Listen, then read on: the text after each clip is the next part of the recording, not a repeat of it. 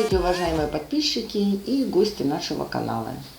Поводом для сегодняшней встречи послужили вопросы, которые вы задаете на сайте, на канале, в нашей группе WhatsApp. Вопросы, связанные с уходом за антуриумами.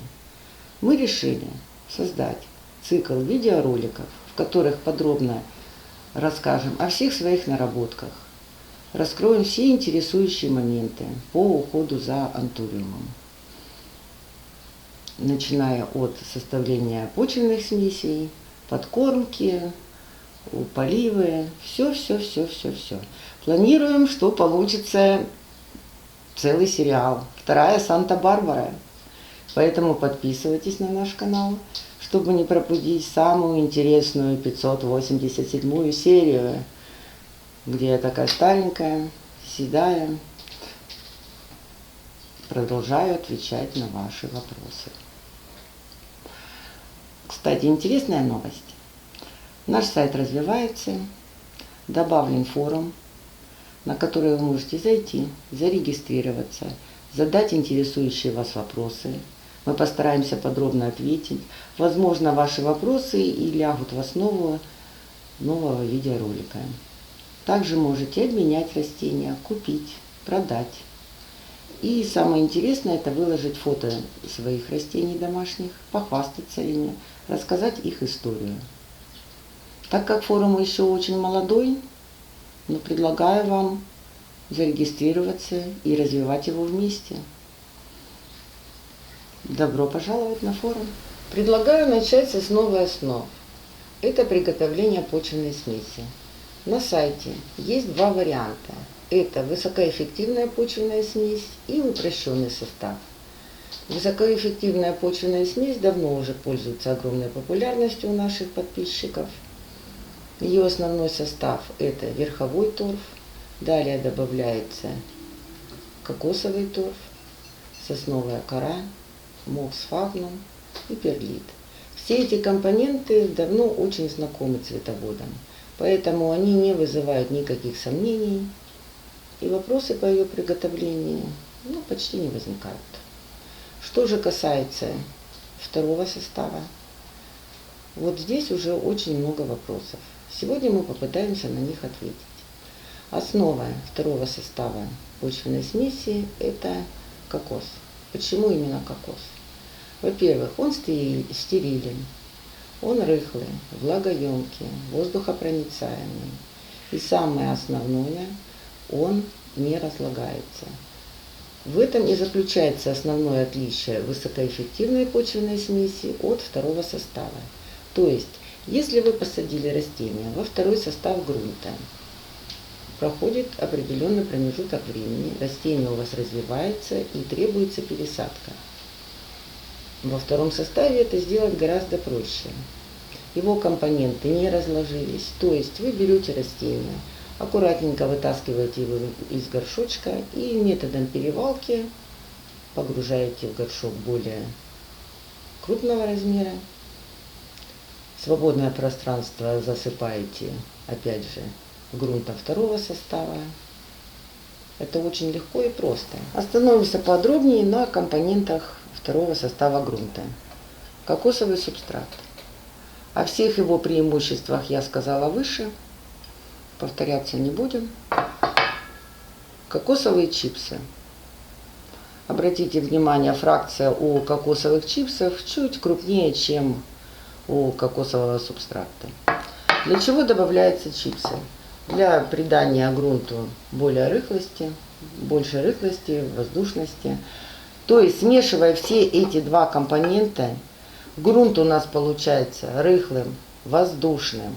Корни могут спокойно дышать в этом грунте. Также перелить растения в кокосовом субстрате практически невозможно. Кокос берет только столько воды, сколько он сможет потребить. Лишняя вода уходит, то есть сливается в поддон, мы ее затем удаляем. Также, так как перелить невозможно, не происходит загнивание корней. Растение не болеет, хорошо развивается и отлично растет. Верховой торф. Он также добавляется в грунт второго состава. Для чего? Верховой торф добавляется для придания некой кислинки, скажем так, грунту. Мы используем обычно торф вот такого производителя, огородник. При покупке торфа обязательно обращайте внимание на его pH, на кислотность. На упаковке здесь всегда указано. Вот, примерно от 2 до 4 кислотность верхового торфа. Так как у нас кокос, он почти нейтральный, то, добавляя верховой торф, мы доводим кислотность нашего грунта в пределах 5-6 единиц. Это идеальное соотношение для хорошего роста и развития. Многие наши подписчики обращаются с вопросом, что делать, если не все компоненты нашего грунта можно найти в магазинах. Существует кокосовый субстрат вот такой крупной фракции. Также в магазинах можно приобрести кокосовый субстрат, но более мелкой фракции, скажем так, средней. И есть кокосовый торф. Это очень мелкая фракция. Как быть? Если вам повезло и у вас в наличии вот такой кокосовый субстрат крупной фракции, вы можете взять 3 части этого субстрата, 1 часть верхового торфа. Кокосовые чипсы можно вообще не использовать. Если же у вас субстрат, скажем так, средней фракции, берете 2 части кокосового субстрата, 1 часть кокосовых чипсов и 1 часть верхового торфа. Все это смешиваете. Ну, если уже совсем не повезло, и у вас кокосовый торф очень мелкой фракции, тогда 1 часть кокосового торфа, 2 части кокосовых чипсов и 1 часть верхового торфа. Компоненты, конечно, можно смешивать, но старайтесь придерживаться пропорций и делать так, чтобы в итоге у вас получился грунт средней фракции. То есть мелкая плохо, крупная тоже нежелательно, то есть средняя фракция. Но старайтесь, повторюсь, опять же, придерживаться примерных пропорций. Вопрос следующий от наших подписчиков. Если нет кокосовых чипсов, чем их можно заменить? Кокосовые чипсы можно заменить сосновой корой. То есть берется 1 фракция сосновой, 1 часть сосновой коры, 2 части кокосового субстрата, 1 часть верхового торфа. Также кокосовые чипсы можно заменить кокосовым волокном.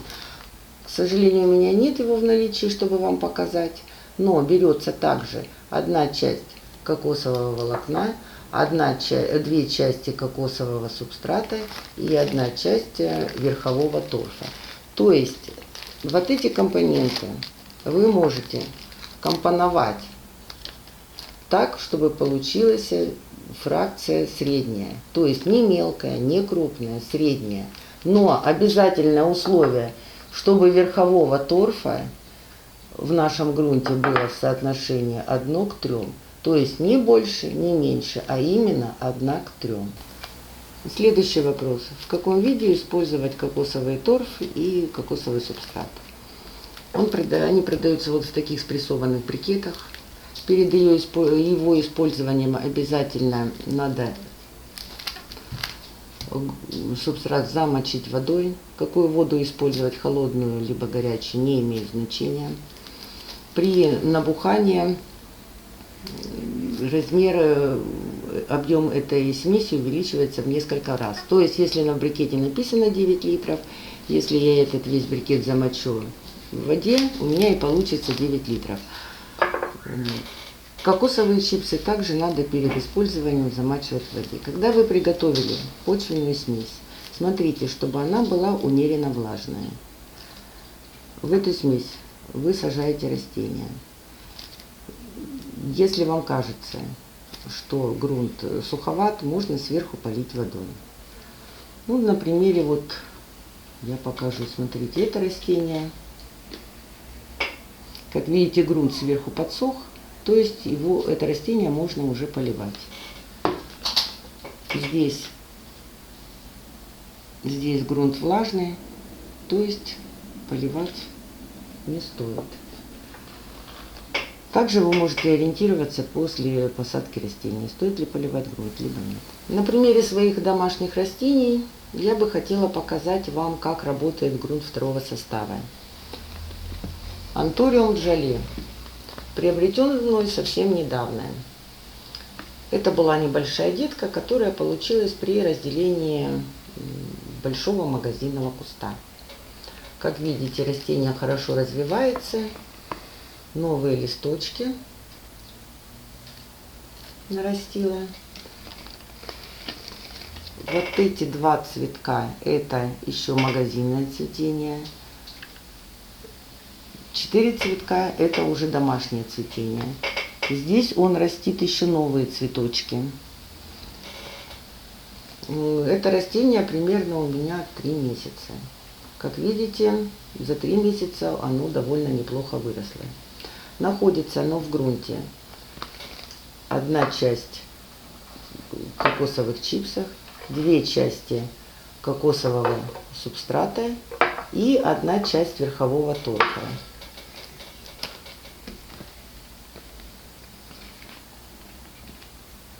Антуриум зизу. Ко мне попало это растение тоже около 3, наверное, месяцев назад, но попало совсем маленьким, 3-4 листочка. Сейчас, как видите, растение цветет. Это 3 цветка домашнее цветение. Здесь, не знаю, видно вам или нет, он растит еще новые цветочки. Листики тоже новенькие, молодые. Он находится в грунте, состоящий из 3 части кокосового субстрата, 1 часть верхового торфа. Растение отлично развивается и хорошо выглядит, как мне кажется.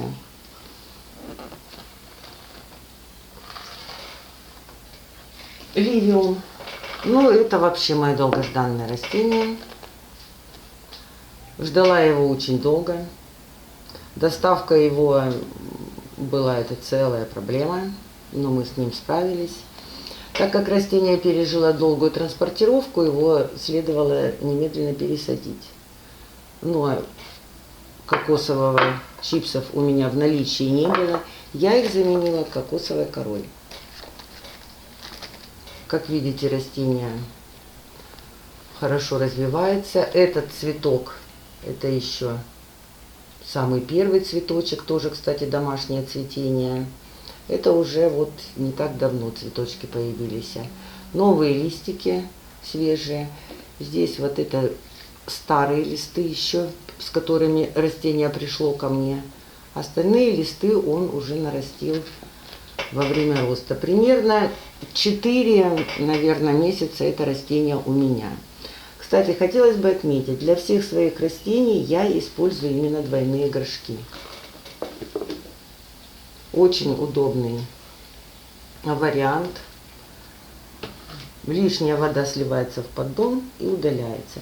Дренаж при использовании грунта второго состава я не ложу.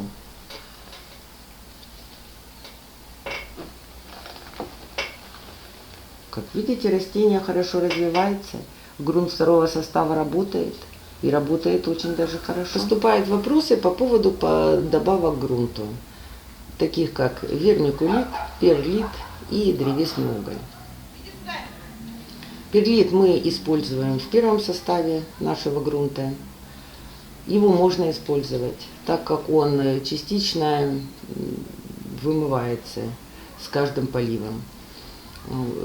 Древесный уголь мы не рекомендуем использовать. Наряду с тем, что он улучшает структуру почвы, не забывайте, что он является адсорбентом. То есть он накапливает в себе все вредные вещества.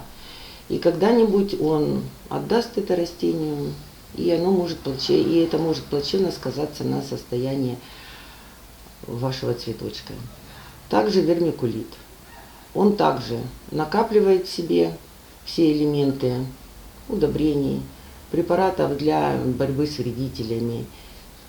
И также начнет травить со временем ваше растение. Как видите, при приготовлении второго состава почвенной смеси мы используем только натуральные компоненты. Чем хорош кокос, он не накапливает в себе все полезные, вредные вещества, и при каждом поливе чистой водой все вымывается, мы получаем чистый, девственный субстракт, без каких-либо добавок. Но об этом мы расскажем после, в следующем нашем видеоролике, когда будем говорить о поливе и об удобрениях. Поэтому подписывайтесь на наш канал, чтобы не пропустить следующую серию нашего занимательного сериала. Ставьте лайки. Всего вам самого доброго.